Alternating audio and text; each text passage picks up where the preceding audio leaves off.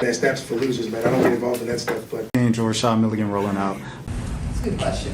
Brandon, We can't ask Rashad questions. Hey, Rashad. To Cameron. I hope Nightcap, please, Nightcap.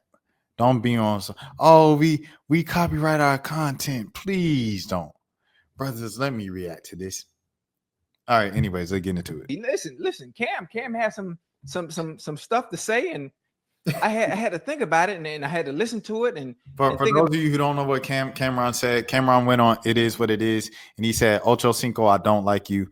And he said, pretty much, I don't like Ochocinco because when we were first starting the sports show, I reached out to him, and he said about joining the show, and he said, I have to talk to my agent. He said, why do I have to talk to your agent? I'm speaking to you right now. He said, I usually run all that stuff through my agent. So he said that. He ended up going with Shannon Sharp, doing the show with Shannon Sharp and stuff. And then he said apparently Ocho was speaking on Cameron like, oh, I'm coming for Cameron in them spot. He said, why you hating on our show? You hating on the show. You turned down the show when I first offered it to you. And for the future, if you ever want to get on the show, just know you'll never be welcome on the show. And we aren't hiring. And if we ever are hiring, it will never be you. about some stuff that was brought up from 2 years ago where I said, Cam, you my mans, and I'm coming for your spot. Now, I'm not sure how that's taken as hate when all you have to do is understand that I'm saying I'm coming for your spot because I see you as the standard that is setting the bar in that specific space. Mm-hmm. So you took that as an insult, which is weird to me. I'm not sure how you can do that. But I ain't gonna lie. I agree with Chad right there. I agree with Chad right there. I'm coming for your spot. It's competition. I could be, you know what I'm saying, friendly, respect you, everything like that. Ooh, that's crazy. Salute to my brother Aaron. Anyways, that's competition, everything like that, right? I could be cool with you, whatever. It's still competition at the end of the day, bro. Like, so I don't understand how that's perceived as hate. It's just competition. You check the motherfucker. Oh. If you check the numbers, what I said I was going to do, I've already done. Fact. And surpassed that in this specific space. Now, Nightcap, they feel like they do about $1 million a night. He said, and Shannon Sharp do about $1 million on each of the he do $1 million at least on the main Club Shay Shay, and then about $1 million combined on all the little breakout clips that he does of that Club Shay Shay interview each week. And then he does $1 million probably of the full Nightcap and then the Nightcap clips all in one day because each of them get 100,000. So he probably getting, it's crazy, brother.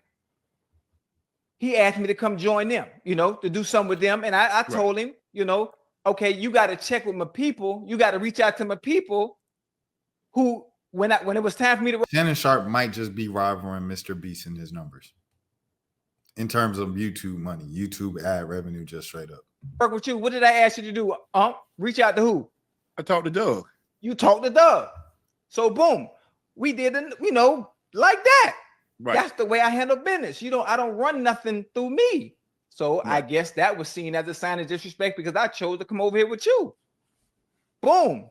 Okay.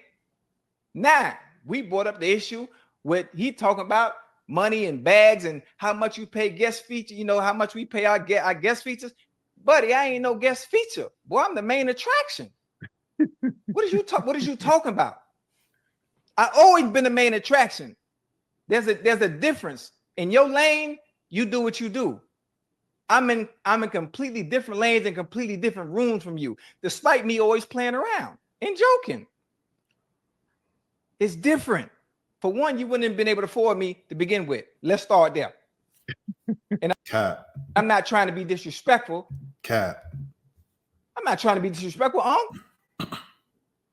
I think because I do everything in entertaining, fun, laughing way, you kind of forget and don't really understand what's being done over here and how special what we have is. And that's no disrespect to them because I like they show. I love It Is What It Is because it's different than what we do. Mm-hmm. Their views, they got some high ones, but it's mainly about going at people. Cat, Hey, he can't afford me, cat. It's cat. People and jigging at people, Over here, it's about having fun, entertaining, and the stories. Yeah. Completely different. Two different shows.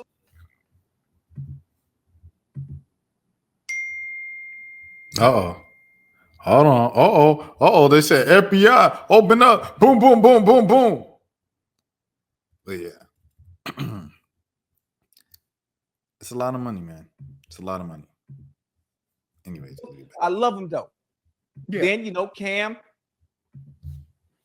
he's a Harlem dude. I've been to Harlem. My face is clean in Harlem. Most of the time, those that I know from Harlem, they don't act like that.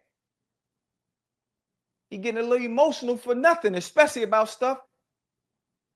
That allegedly happened 2 years ago. 2 years ago, and it was a sign of respect because I see you as the standard of what it is to be the best at in this space. Right. Then the Stephen A thing. You talk about weird and you don't like my vibes.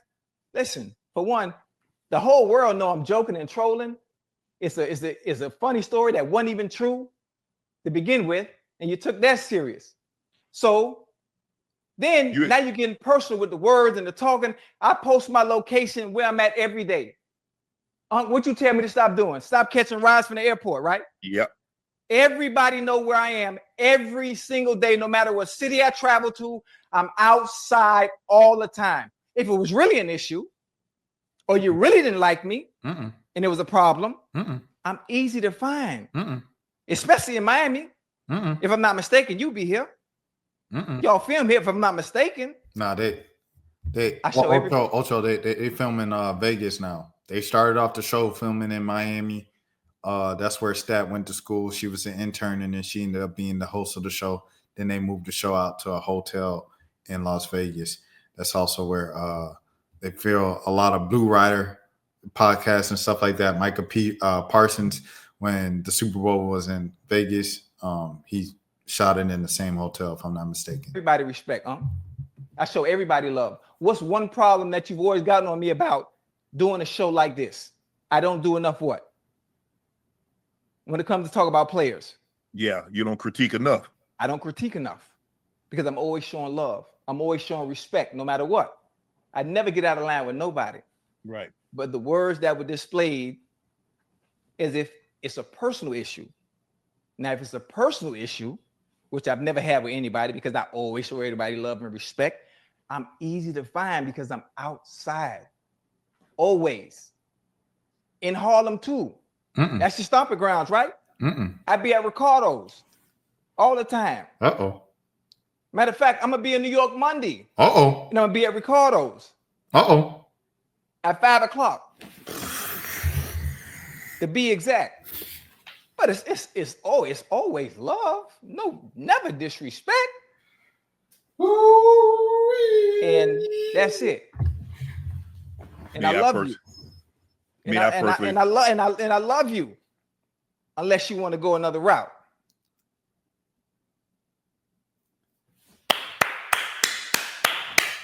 I ain't gonna lie to you, man. Hey, yeah, y'all know I'm team. It is what it is up here, man. Hey, first thing first, man. All 32 Arabia. Salute. She's a real one. Like I said, I met her at Super Bowl week. She was so nice, so kind. I gave her her flowers in real time, and she really appreciated it. And I appreciated the fact that she appreciated it, and she didn't push me off as someone. Oh, you're here, like. She appreciated it. I appreciate every single time she's, what's up? Arabia, salute. All 32. That's what we need in the media space. That's what we need in sports journalism, everything like that. What she offering. Nothing but smiles and positive vibes. She released a 30-minute video today talking about her personal life and her battle with the C word, you know what I'm saying, that disease and stuff like that, and being a single mother. And before she had a surgery, recently in the past couple of weeks, this was right around the time, like right after Super Bowl. Would have no clue, not a clue in the world when you've seen her and stuff in person. Right when she was about to have surgery, she got into a car accident and totaled her car. So first things first, prayers up to Arabia. Shouts out to Stat. everything like that. Friend of the channel, things of that sort. Y'all know I'm a is what it is person up here. Chad did his thing, bro. Chad did his thing with that one. I can't even lie to you. That was a great clap back. That was a great response to Cam and Mace, both of them. Once they get pushed, they don't hold back. They say, put the camera on me, and they just talk uncensored, this and that. And you go this, they go low, bro. And Cam and Mace, they face a lot of like just doubt and pushback from people, from athletes and sports media people when they first started the show. And it took off like probably way further than anybody really expected as soon as it did. Like Cam and Mace probably knew it was going to work. I don't know if they knew it was going to work like this to the level that it has. Like you're talking about an 8-figure deal with Underdog Fantasy. 1-2 years out the gate, Stat going to be, who Stat has become. 1-2 years out of school, starting the show when she was still in school before she even graduated University of Miami. And now she's kind of more polished and patient, and she has a nice pace about herself of the way she hosts the show, and got a great personality that shines, balanced with the professionalism and articulation on air and enunciation of her words and stuff. All those things, right? Like, I don't know if they saw what this was so soon. Like, Treasure, you can go back and watch the Stat interview if you want to on the channel. Like, she herself said, I didn't, like, it just happened so fast. It all happened so fast. So they didn't see it coming. But in that, a lot of people were talking greasy about the show and Cam and Mason, what they were doing from the jump. The way that Chad framed it, he said he was showing love. And it was just a competitive spirit. It was coming from a place of competitive spirit. He's a former athlete. Cam and Mace are former athletes. They get it. But it just won't obviously received that way. But I like the way that Chad responded, man. It was he stood on all 10. Cam stood on all 10. Now we'll see what happens. I don't know if Cam is going to respond on the show once again tomorrow, or if it's just going to be something where he go to Harlem and he bring the camera crew with him. I don't know. We're going to see what happens. I'll have one more thing. Man, I don't get involved in that stuff, but Rashad Milligan rolling out. That's a good question. Brandon, you want one quick question? We can't ask Rashad a question. Hey, Rashad.